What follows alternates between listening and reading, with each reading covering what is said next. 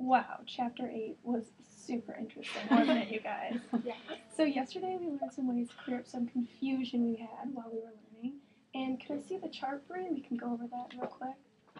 So when we get confused in the text, we stop reading because we realize we're confused. And then we ask ourselves, what's happening right now? So we kind of figure out where did we get lost and what is confused. And then we think and we reread. So a good technique that I use is I restart the paragraph or where I think I got lost, maybe go a couple of sentences back to a part where you did understand, and then you reread until you understand what was going on. When you're rereading, you really have to pay attention to some of the details. But another way that we can get confused is when we get to a word that we don't recognize. I know the harder books I find, the bigger books I read, there's a lot more words that I don't understand. So we need to remember that we can problem solve words that we can't pronounce. And today I want to teach you a couple ways we can figure out some tricky words as we read. As strong readers, we don't want to skip over these tricky words because they may have a significant meaning in the book. If we skip over a word, skip over 2 words, 3 words, we may not even understand what we're reading. And even when we reread, we're still going to be confused. So I'm going to show you some ways that strong readers problem solve when they get to a tricky word that they can't pronounce. Some of the tricky words are words that students can't decode, but they know their meaning, and those are the kind of words that we're going to discuss today. So we are going to read a couple sentences from chapter 8 that we just read, and we're going to try and figure out the words that we don't understand. I'm going to show you guys a poster that I created for this lesson. It's right here. So if you guys can see it, that's great because I need to see it too. I'm going to make it into a big poster to put in the classroom so we can follow along. So I'm going to read a couple sentences from chapter 8. The roof was covered with freshly fallen snow. A trail of smoke escaped from the stone chimney. I'm going to skip this word right now. The peaks of the Teton Mountains shot up over the background towards the clear blue sky overhead. So this word right here, I'll put it on the visualizer so you guys can see it up on the wall. Right here, I don't really understand. So I want to chunk the word from left to right, putting the parts together. So I've taught you guys how to stretch words, stretch them out so we pronounce each letter we see. So what is the first letter that you see here, Bree? J. J. And what sound does the J make? J. J. All right. So now, Emily, what's the second letter you see here? A. And what sounds can an A make? And A. So what do you think J-A-G, we're going to chunk J-A-G together. What do you think that would be pronounced as? Well, it wouldn't be jog because that's spelled with the O, I know. Mm-hmm. So it would probably be jag. Jag, okay. So now we're going to chunk it. We just chunked the left side, and now we're going to chunk the right side. So G-E-D. What do you think that would sound like, Bree? Good? All right, let's try and smush those pieces together. What do we get? Jagged. Jagged. So let's read the whole sentence again. The jagged peaks of the Teton Mountains shot up in the background towards the clear blue sky overhead. So does that sound like a word that you've recognized before? Yeah. Uh-huh. What do you guys think jagged means when we're talking about mountain peaks? Maybe like pointy and like... And not curvy. Yeah. Pointy and not curvy, so not round hills, kind of like sharp and pointy. Yeah. All right. So we tried different short and long vowels. Emily told us A or A, and we tried it again using different sounds and different chunks. Our 2 chunks that we tried the first time worked out perfectly, but sometimes they don't, so you have to be flexible. Sometimes when we chunk it together and we try different vowels, it still doesn't sound right. So we can always ask someone. Never be afraid to ask someone. Ask 3 before me, or you can always look up the word in the dictionary. But I want you guys to remember that you never mumble the word or pretend that you know it. So I want you to put your right hands up, and I want you to repeat after me.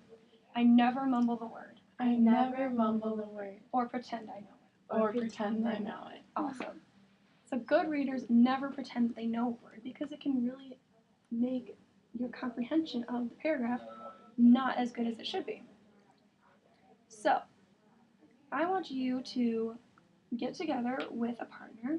Bree and Emily, you guys can pair up. And I am going to give you a word to problem solve with one another using the strategies on the class chart. So I am going to give you all a copy of the book, every partner, pair, group, and I will give you the word on page 67. I want you to decode this word right here. So read the paragraph, Okay. and I want you to follow the strategies on That's the a class tricky chart. word. Mm-hmm. Okay. I'm going to be coming around and listening to everyone, making sure that you follow the strategies on the chart. Okay. It says, Miss Williams clenched her hands together until her blank turned white. Okay. Well, we can try to break it up. So, KN, I think the K is silent, so it makes an N sound. Mm-hmm. And then, It's either or oo. yeah. But because there's no E at the end, it doesn't say its name. So I think it's Okay. How would you guys chunk this word? What chunks would you make? The KNU and then the N. What's the end? The CKLES? The C, Okay. or maybe the Maybe KNUCK, yeah. Okay. That's better. I Okay. think. Okay, so we'll say muck, and then less, knuckless. Read it with that word, see if that makes sense. Miss Williams clenched her hands together until her necklace turned white. Oh, I think I know what it is. What do you think? I think because she's clenching her hands together, she's talking about her knuckles. Knuckles. So your first chunk was right, but what was wrong with the second chunk? The LES doesn't make a less sound. I think the E sound. Okay. Because the LE is part of the original word and the S is the ending. So it's What's not our original word? knuckle. Knuckle. And then knuckles is what's in it. So the ending is an LES, which is S. So knuckle is your base word. Right. Alright, good job, guys. I never heard you mumble the word or pretend like you knew it, but you did figure out the word. Alright, so we have learned some ways in which we can problem solve our words that we can't pronounce. And I want you to remember that strong readers never skip words, we never mumble our words, and what do we never do? Pretend like we know it. We never pretend like we know the words. We use some strategies that we found on our class chart to figure out those tricky words. So today, and every other day from here on out, I want you to problem solve unfamiliar words as you read. Before you begin reading, record and start page on your daily reading logs in your reading folders. And while you're reading today, I'm going to be coming around and conferencing with you. I want you to sticky note the words that you find difficult. Bree, you can have yellow. Emily, you can have orange. I want you to sticky note the words that you find as tricky words in your books. And when I come around, we're going to talk about the strategies that you use to figure out the words. If you can't find any tricky words, I'll have my own personal book, and you can help me find some tricky words in my book. So go ahead and start your silent reading, and I'm going to be coming around once you find some tricky words in your books. Here, you can read this book. Sweet.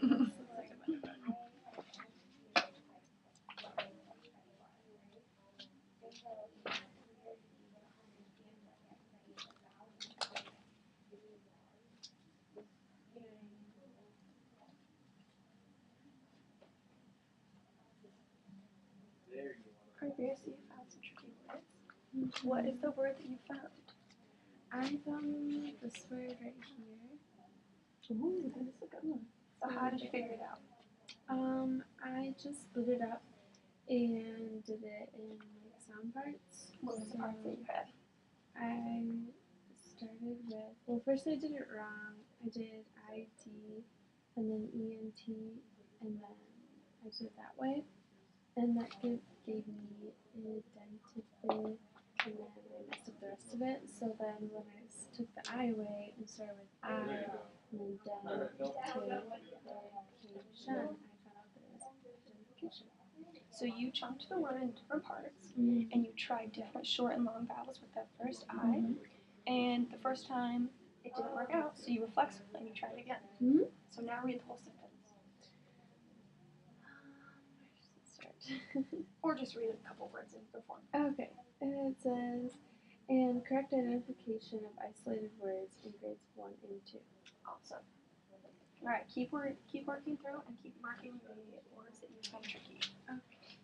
Alright, Emily, I see you found a tricky word. Yeah, I didn't know what that word was. That is a good one. Cues are always difficult. So I broke it into 3 parts. 3 chunks? Is that allowed? Yes, you can do as many Okay. chunks as you think you So need. the part that, like, I knew the beginning sound was "s," so that part I just kind of left alone because I knew that. But then the end, this from there on, is where I was having trouble. So, I said the Quen in a chunk, so I know Qu is qua. So, and then En is N, so putting it together, quen, quen, and then the N is Tial, so teal, tile, so sequential, sequential. Does that make sense in the sentence? Examine their abilities to present ideals in sequential. Sequential. Yeah. Good. I see how you worked that out. Now, if you didn't get it, and you tried a couple different ways to chunk it, and you tried different vowels, you can always ask someone how to say the word. And you know that there's a bunch of peers in your classroom who can help you out. And if you asked 3 and they didn't know, you could always come to me or come to a dictionary. Okay, you worked through it and you figured it out yourself. So, good job. All right, students would continue to silent read. Blah, blah, blah. Alright, so everybody, eyes on me, put your reading books down for a second. We're going to have a little mid-workshop teaching point, and then you can go back to your reading. But I want you guys to come to the carpet, and I want you to have... Sorry. No, we're going to skip that, sorry. Alright, so now that we're on the carpet, and you guys have logged all of this reading in your reading log, I want you to turn to your partner and talk about a problem-solving strategy that you used today in your reading. Which strategy on our class chart helped you the most when you were trying to figure out a tricky word? The one that worked the most for me was chunking. Me too. So I hear you guys talking about chunking. How did you know where to chunk a word? I went from where the word started getting tricky for me, like I knew the beginning of the word, but it was the middle and the end that I didn't really know, so I kind of just like blocked off the beginning and then worked my way through the word. I jumped by looking at like word parts that I've seen before in different words, so like different chunks that I know are a chunk in another word. That's how I did it. So Bree used some trial and error. Sometimes our first chunks don't work out, so we have to go back to our prior knowledge, look at the word, look at what we already know, some endings we already know, and figure it out from there. I just want you guys to remember that we never mumble a word or pretend that we know it. So today we are going to end the lesson by writing down your reading in your reading logs, and we are going to have a little bit more time for silent reading, and then that's going to be it. We'll move on to the next lesson. Okay. Yay.